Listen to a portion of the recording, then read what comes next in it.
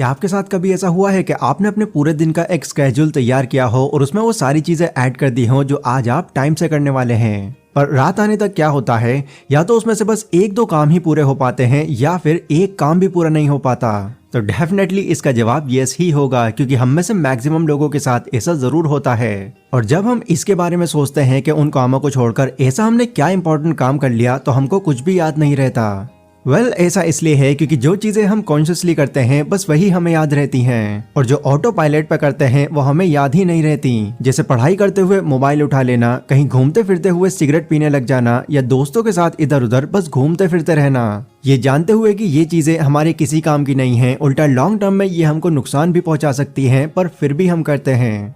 US की एक research के अकॉर्डिंग जितने भी दुनिया में एवरेज लोग हैं वो हर दिन 2 से 5 घंटे सोशल मीडिया में स्पेंड कर देते हैं, जहां उनका काम अपनी फोटो अपलोड करने का, स्क्रॉल करते रहने का और दूसरों की फोटोज को लाइक करते रहने का है, बस और कुछ नहीं।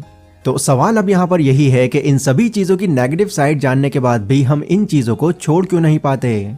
इसके पीछे का रीजन अगर आपको डीपली जानना है तो आज की इस वीडियो में आपको यही सब पता चलने वाला है, और साथ ही मैं इस वीडियो की लास्ट में इसका सोल्यूशन भी दूंगा, जिससे आप एटलीस्ट इन बैड हैबिट्स को कंट्रोल करके उनको खत्म कर पाओ। सपोज कीजिए रॉकी नाम का एक टीनेजर है जो इन्हीं लोगों में से एक है। मतलब कि वो सुबह उठता है, गोल सेट करता है और हर वो टास्क लिखता है जिन्हें कैसे भी करके आज उसको पूरे करने हैं। बट जैसे ही वो ये सब करने बैठता है, बस कुछ ही देर में उसका ध्यान भटक जाता है और वो मोबाइल में लग जाता है, जहां सोशल मीडिया और गेम्स खेलने में वो अपना टाइम वेस्ट करने लगता है। फिर 1-2 घंटे बाद जब उसका मोबाइल से मन बोर हो जाता है तो वो सब काम छोड़कर बाहर दोस्तों के साथ घूमने निकल जाता है। एंड ऐसा उसके साथ 1 या 2 दिन से नहीं बल्कि डेली होता है।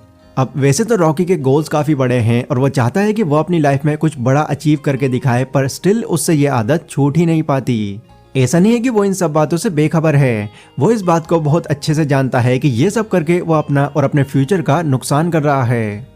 तो सोचने वाली बात है कि ये सब जानने के बाद भी वो अपना टाइम क्यों बर्बाद करता है, और क्यों वो उन चीजों में अपना टाइम लगा रहा है जो उसको उसके गोल से दूर कर रही हैं और उसका रिजल्ट खराब कर रही हैं। ऐसा करने के पीछे उसका जो सबसे बड़ा रीजन है वो है अपने इंस्टेंट ग्रेटिफिकेशन को चेस करना, क्योंकि हम ह्यूमंस अपने ग्रेटिफिकेशन को डीले करने के लिए बने ही नहीं हैं, बल्कि हम तो अपने सही एक्शंस को जरूरी समझ के उससे बेनिफिट लेने के लिए इवॉल्व हुए हैं।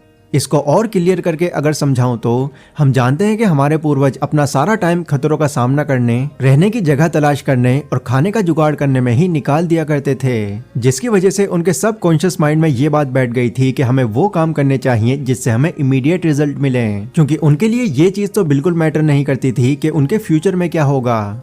वो कोई भी बड़ा शिकार करने के बाद ये नहीं सोचते थे कि अभी मैं इसको थोड़ा खा लेता हूँ और बाकी का आगे के लिए बचा के रख लूंगा, बल्कि वो तो अपने शिकार को उसी टाइम खा लेते थे, क्योंकि उस वक्त सर्वाइवल ही उनकी टॉप प्रायोरिटी थी। वो बिल्कुल नहीं जानते थे कि आगे उनके साथ क्या हो सकता है, वो बस आज ही को एंजॉय करते थे। बट आज इस मॉडर्न सोसाइटी में हमें ना तो ज्यादा खतरों का सामना करना है, न शेल्टर तलाश करनी है और ना ही अपने शिकार को पकड़ना है। और आज हम ऐसे एनवायरनमेंट में रहते हैं जहां हमारे मैक्सिमम कामों का रिजल्ट हमें फ्यूचर में ही मिलता है। मतलब अगर हम कोई बिजनेस शुरू करते हैं तो हम जानते हैं कि उसमें पहला प्रॉफिट बनने में भी हमारा बहुत टाइम लग जाता है, या अगर कोई जॉब भी करते हैं तो उसमें भी सैलरी मंथ के एंड में ही मिलती है। बट कहीं ना कहीं मैक्सिमम लोगों का ब्रेन आज भी वही पूर्वजों वाली थिंकिंग रखता है, यानी आज भी हम उन्हीं कामों को अपनी टॉप प्रायोरिटी मानते हैं जिससे हमें इंस्टेंट रिजल्ट मिलते हैं, और यहीं पर इंस्टेंट ग्रेटिफिकेशन की ये बैड हैबिट अपना काम कर जाती है। मतलब ये फ्यूचर के लिए तो नुकसानदायक होती है, पर ये हमारा आज अच्छा बना देती है,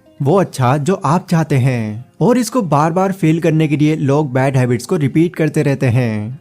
एग्जाम्पल, स्मोकिंग करने से हम अच्छी तरह जानते हैं कि इससे हमारी हेल्थ पर बहुत बुरा इम्पैक्ट पड़ता है, और लॉन्ग टर्म में अगर आपको इसकी आदत पड़ गई तो आपको कैंसर भी हो सकता है, पर फिर भी लोग स्मोकिंग करते हैं क्योंकि उस वक्त उनको अच्छा लग रहा होता है। वैसे ही अगर आप कोई स्टार्टअप शुरू करते हैं तो ये जाहिर सी बात है कि उसमें आपको प्रॉफिट निकालने में टाइम लगेगा, बट इसी बैड हैबिट के चक्कर में अपने काम में जल्दी प्रॉफिट ना बनता हुआ देखकर हम उस काम को क्विट कर देते हैं।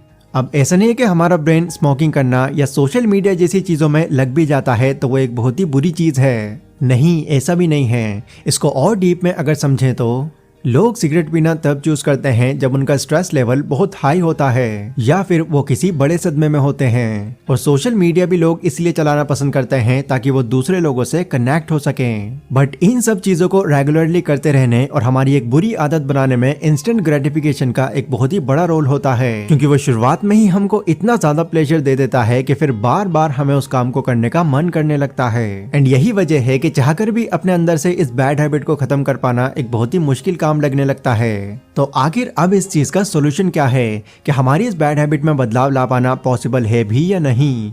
तो इसका जवाब है यस, बिल्कुल पॉसिबल है। वो इस तरह, अगर आप डीपली इस चीज को एनालाइज करोगे तो आप जानोगे कि हम जब भी ऐसा काम करते हैं तो इसके पीछे हमारा मकसद होता है अपनी किसी नीड को पूरा करना, कोई ऐसी नीड जो आपको उस वक्त प्लेजर दे सके और आपको रिलैक्स फील करा सके। अब उस नीड को पूरा करने के लिए जो भी काम आप करते हो, ऐसा जरूरी नहीं है कि बाकी लोग भी उस नीड को पूरा करने के लिए सेम आपके जैसा ही काम करें। मतलब मान लीजिए आप अपना काम करके बहुत थक गए हैं और स्ट्रेसफुल फील कर रहे हैं। आपको अब कोई ऐसा तरीका चाहिए जिससे आपकी बॉडी और आपका माइंड रिलैक्स फील कर सके। अब ऐसे में कुछ लोग उस रिलैक्सेशन को स्मोकिंग करके पूरी करते हैं, कोई कोल्ड ड्रिंक पीकर, कोई सोशल मीडिया चलाकर, तो कोई एक्सरसाइज कर एंड सो ऑन। इन सभी चीजों का ये काम होता है कि ये आपकी बॉडी और आपके माइंड को रिलैक्स फील कराएं। बट क्या करने से आपको लॉन्ग टर्म में फायदा होगा और क्या करने से नुकसान, ये चीज आपको अपने माइंड में पहले ही बिठा लेनी है। और जो भी हैबिट आपको लगता है कि ये नुकसान दे सकती है, उसको फायदा देने वाली हैबिट से रिप्लेस कर देना है। मतलब स्मोकिंग करने की जगह आप एक्सरसाइज कर सकते हैं, या सोशल मीडिया में लोगों से बातें करते रहने की बजाय आप रियल में लोगों से मिल सकते हैं। अब यस, जितनी आसानी से मैंने ये सब कह दिया, रियल में उसको अप्लाई कर पाना उतना ही मुश्किल है। बट जितनी जल्दी आप अपने माइंड में अपनी फ्यूचर सेफ्टी को बिठा लेंगे, उतनी ही जल्दी ये खराब आदतें छोड़ पाना आपके लिए आसान हो जाएगा। चलिए वापस से अब रॉकी की स्टोरी पर आते हैं। रॉकी भी अपनी इन बुरी आदतों से काफी परेशान हो गया था, इसलिए उसने अपनी इन बुरी आदतों को ब्रेक करने की सोची।